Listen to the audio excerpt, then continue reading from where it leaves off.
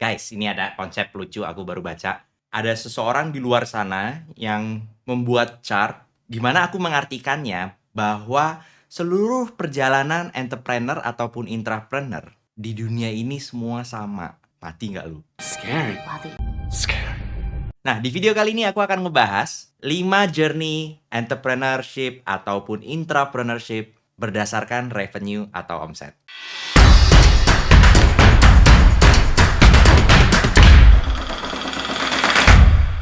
Untuk teman-teman yang baru masuk ke channel ini, jangan lupa subscribe dan juga klik tombol lonceng. Teng teng.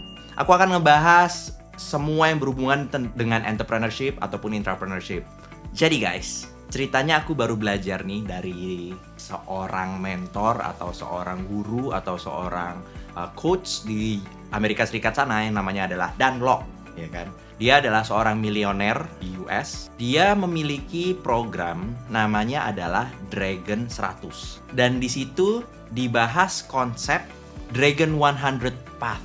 Waduh, jadi dia metodenya dia menggunakan Dragon untuk menamai tipe-tipe entrepreneur ataupun intrapreneurnya sendiri. Dan menurutku relate banget dengan apa yang sudah aku jalankan selama ini. Tapi struktur dia tuh rapih banget. Dia membentuk konsep 5 perjalanan entrepreneur ataupun intrapreneur yang didasarkan dari revenue. Apa aja itu? Mari kita mulai. Jadi di chart ini menurutku oke banget karena dia menunjukkan pertanyaan-pertanyaan yang aku pernah tanyakan juga di masa aku memiliki revenue tersebut. Revenue-nya dimulai dari 0, 1,5 miliar, di bawah 15 miliar, di atas 15 miliar, 150 miliar, sampai dengan 1,5 triliun. Apa aja journey-nya, ini beragam macam bentuknya, tapi yang aku tangkap dari sini adalah struktur dari entrepreneur atau intrapreneur sendiri itu untuk membentuk timnya seperti apa. Keren deh ini menurutku deh. Yuk kita mulai. Jadi nomor 1 itu namanya disebut dengan Dragon in the Making, di mana revenue orang Dragon in the Making adalah di bawah 1,5 miliar. Biasanya Dragon in the Making ini adalah orang yang baru mau memulai project atau baru memulai bisnis. Keyword dari Dragon in the Making ini sendiri adalah traction. Bagaimana kita mencari traction yang kuat. Pertanyaan yang bisa ditanyakan pada saat kita memiliki revenue di bawah 1,5 miliar adalah bagaimana memulainya, bagaimana kita bisa survive, Blue Ocean-nya tuh di bagian mana yang mau dilakukan, dan siapa yang bisa menjadi mentorku. Itu adalah 4 pertanyaan pada saat teman-teman masih memiliki omset di bawah 1,5 miliar. Kelebihannya pada saat teman-teman memiliki omset di bawah 1,5 miliar adalah pada dasarnya nothing tulus. Dan kelebihannya lagi adalah gagal secepat-cepatnya dan pivot lebih cepat, belok ke bisnis yang lain lebih cepat. Ini yang konsep paling aku suka, fail fast. Ini aku suka banget nih. Jadi kalau udah gagal selesaiin, jangan nunda-nunda, jangan ditunggu-tunggu lagi. Udah selesaiin aja, mulai start yang lain lagi, mulai yang lain lagi. Challenge-nya ini adalah lack of direction dan lack of capital. Maksudnya apa sih? Kita suka hilang arah atau hilang modal. Pada saat ngeliat chart ini aku ngerasa aku beruntung banget karena aku lahir di keluarga entrepreneurs. Jadi adik kakak ibuku itu kebanyakan udah jadi pengusaha. Jadi pas aku ngumpul keluarga, obrolannya itu obrolan pengusaha. Dan kebetulan ibuku sendiri juga pengusaha. Saat ini dia udah umur 70 plus tahun. Jadi aku berkesempatan untuk melihat bagaimana seorang entrepreneur bergerak dari semenjak aku kecil. Jadi untuk masalah direction aku nggak bisa. Aku merasa beruntung banget. Aku tidak kekurangan direction. Modal kedua. Modal biasanya menjadi isu salah satu intrapreneur atau entrepreneur yang baru mau memulai project barunya. Tapi ternyata teman-teman, aku pribadi itu selalu memulai project baru sebisa mungkin mengeluarkan modal sekecil-kecilnya, tapi memiliki goal sebesar-besarnya. Istilah kasarnya adalah think big, start small. Traction sendiri di masa Dragon in the Making, tugasnya seorang entrepreneur itu adalah mencari traction itu sendiri. Nah di fase ini, zaman aku dulu 2015 aku bangun Importir ORG, itu semua aku jadi CEO, Chief Everything Officer. Bener-bener aku lakukan semua. Jadi speakernya iya, jadi CS-nya iya, jadi adminnya iya, jadi programmernya iya, jadi videografernya iya, jadi tukang iklannya iya. Semuanya aku lakukan. Pada dasarnya aku menjadi Superman untuk mencari traction. Pertama kali pada saat teman-teman memulai sebuah project, khususnya di dalam kategori Dragons in the Making, itu nomor 1 adalah pusingin cari traction, bukan cari permodalan. Itu nomor 1, omset di bawah 1,5 miliar. Lanjut ke perjalanan berikutnya adalah Red Dragon. Ini omset di bawah 15 miliar per tahun. Keywordnya kalau di sini adalah batasan. Jadi kalau kita sudah memiliki omset di bawah 15 miliar per tahun, itu kadang-kadang kita tidak bisa melimit diri sendiri, tiba-tiba beli apalah, itu salah satu constraint yang dimaksud di sini. Pertanyaan yang bisa teman-teman tanyakan pada saat teman-teman memiliki omset di bawah 15 miliar adalah, kamu harus kerja apa nih? Harus task based. What do I need to do today? Bagaimana kita akan meningkatkan penjualan? Bagaimana kita akan menjual sesuatu kepada pelanggan kita yang sudah aktif membeli produk dari kita? Itu 3 pertanyaan yang teman-teman benar-benar harus tanyakan di fase ini. Opportunity-nya dari fase ini adalah teman-teman bisa membangun loyal customer di fase ini. Karena udah omset udah lumayan nih, 15 miliar per tahun tuh kurang lebih kan 1 miliar 1,1 per bulan. Jadi udah lumayan nih, tinggal bagaimana teman-teman memaintainnya. Coba bentuk atau bikin produk-produk atau jasa-jasa baru yang bisa mengikuti kategori yang teman-teman ada di dalamnya. Challenge-nya untuk di fase ini adalah lack of leads dan back end lead. Lead itu calon pelanggan baru sama back end-nya amburadul. Ceritaku nih epic nih tahun 2017 nih, importir ORG, back end-ku nggak kuat. Di zaman itu kita kan belum punya tim programming ya, itu masih aku bikin program sendiri. Bahkan zaman itu dulu kalau mau belanja barang di importir ORG itu harus email-emailan, kirim invoice, kirim packing list by email, Gmail. Teknologi yang kita gunakan adalah Gmail. Sehingga pada saat aku salah pilih partner di tahun 2017, aku hamsyong tuh karena partnerku bilangnya bisa A, B, C, D, E, F, G. Ternyata pas sampai ke bea cukai di Indonesia, nggak ada tuh A, B, C, D, E, F, G. Hitungan salah semua, angka salah semua, udah amburadul semuanya, udah hamsyong tuh hidupku. Itu sampai aku disomasi loh, sampai sama customer-customerku. Jadi kekurangan back end ini terjadi juga di hidupku nih pada saat omsetku di bawah 15 miliar. Dari kata kunci constraint sendiri itu di fase ini, zaman itu aku menggunakan namanya Scrum Method. Kalau teman-teman belum tahu Scrum Method nih, aku kasih linknya di atas. Jadi Scrum Method ini benar-benar membebaskan timnya melakukan apapun, cuman kadang-kadang kelewatan. Ada yang dibebasin ngomongnya ngerjain A, ternyata main PS. Ada yang, ya pokoknya udah mulai bikin batasan-batasan. Ada yang masuknya seenak-enaknya. Pernah nggak teman-teman ngerasain itu? Nah itu biasanya terjadi kalau omsetnya di bawah 15 miliar per tahun. Nah batasan-batasan inilah yang kita harus bentuk. Yang ketiga namanya adalah Black Dragon. Dimana di Black Dragon ini omset yang teman-teman miliki sudah di atas 15 miliar per tahun. Bisa 20 miliar, bisa 25 miliar, bisa 40 miliar. Kata kunci yang ditaruh di dalam fase ini adalah growth. Bagaimana meningkatkan growth dalam perusahaan tersebut. 4 pertanyaan yang teman-teman bisa tanyakan pada saat teman-teman ada di fase ini adalah bagaimana kita meningkatkan penjualan, di mana orang-orang bagus kita.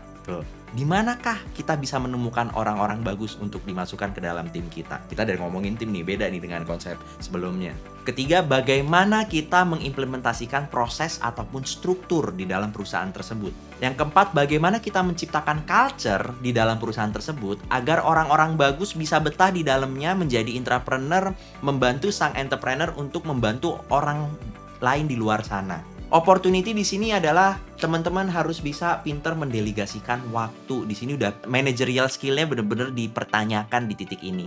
Pada saat teman-teman masuk di dalam fase Black Dragon, teman-teman ini lebih banyak kepada struktur organisasi. Yang tadinya kita menggunakan Scrum Method, pada saat kita memiliki omset di bawah 15 miliar per tahun, kita merubah Scrum Method ini menjadi hybrid. Maksudnya gimana tuh? Kalau Scrum Method itu disebut dengan bottom up management, bukan top down.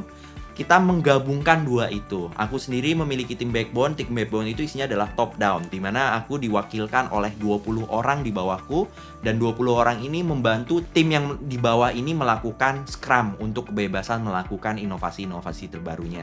Challenge-nya di dalam fase ini adalah lack of team and leadership. Di sini udah perlu banget ngebentuk tim. Di tahun 2019 aku mencetuskan sebuah ide di kantorku, namanya program yang disebut dengan Intern Entrepreneur, di mana kita mengharapkan lulusan-lulusan negeri masuk ke kantor kita, magang. Setelah 3 bulan harapannya mereka bisa jadi pengusaha, entrepreneur, ataupun menjadi intrapreneur di tempat kita. Itu tahun 2019 kita mulai ngebangun tim. Aku sendiri melakukan training selama 3 bulan setiap pagi jam 7 sampai dengan jam 9.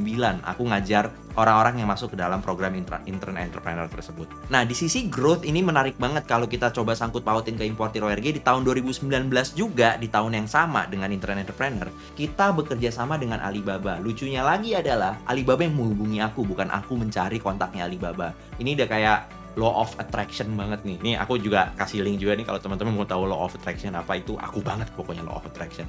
Jadi fase 3 kita mulai melakukan hybrid, top down dan bottom up. Kita melakukannya full. Nomor 4, pada saat teman-teman sudah memiliki revenue di atas 150 miliar per tahun, teman-teman ini disebut dengan Dragon X. War. Keywordnya di sini adalah maturity, jadi kedewasaan atau kemapanan sebuah perusahaan.